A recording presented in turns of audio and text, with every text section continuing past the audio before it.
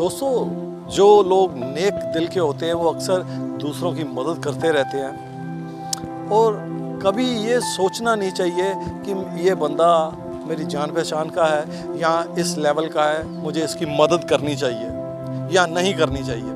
This is advocate Pawan Sharma. आप सब मुझे विसल ब्लोअर राजू शर्मा के नाम से जानते हैं। लुधियाना से बिलोंग करता हूँ। दोस्तों, मधुमक्खियों का एक छत्ता था जिसमें एक मधुमक्खी नदी पार करके बड़ी दूर से फूलों से रस निकाल के वापस लेके आया करती थी। एक दिन मधुमक्खी नदी पार करके फूलों में से रस ढूंढने के लिए गई।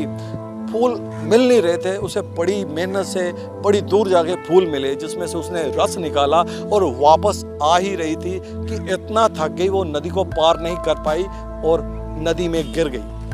नदी में गिरने से ही उसके पंख गीले हो गए। बड़ा फड़फड़ाई, उड़ने की कोशिश की लेकिन नहीं उड़ पा रही थी। तो नदी के प्रवाह के साथ बहती भी जा रही थी। पास ही एक पेड़ पर एक कबूतर बैठा हुआ था। वो ये सब देख रहा था। अक्सर वो मधुमक्खी को वहाँ से आते जाते देखता था, मेहनत करते हुए देखता था।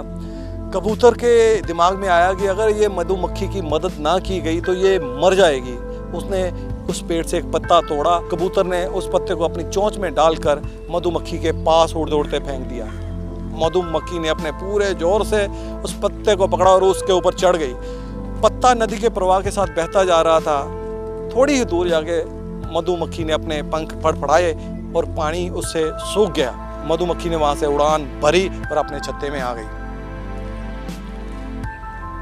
ऐसे ही एक दिन कबूतर पेड़ पे बैठा था। एक शिकारी बंदूक से निशाना साधे हुए उस पर बैठा हुआ था। अभी वो निशाना लगाने ही वाला था कि मधुमक्खी ने देख लिया और मधुमक्खी ने बिना देर लगाए उस शिकारी के हाथ में जाके डंक मार दिया। शिकारी निशाना लगा चुका था, निशाना चूक गया। धमाका हुआ। कबूतर ने आवाज सुनी, जहां पर वो बैठा था वहां से उड़ गया और उसकी जान बच गई। एक छोटी सी मधुमक्खी ने अपना एहसान का बदला उस कबूतर की जान बचाकर चुका दिया। दोस्तों, जीवन में हमारे भी कई बार ऐसे समय आते हैं कि कई लोग हमारी मदद कर जाते हैं लेकिन हम भूल जाते हैं। हमें भूलना नहीं चाहिए। अगर किसी ने हम पर एहसान किया है तो सारी ज़िंदगी वो एहसान याद रखना चाहिए। मदद को हमेशा याद रखना चाहिए। बड़ा सुनता हूँ मैं, प्रैक्टिकल होना चाहिए, प्रैक्टिकल होना चाहिए। क्या प्रैक्टिकल होंगे हम?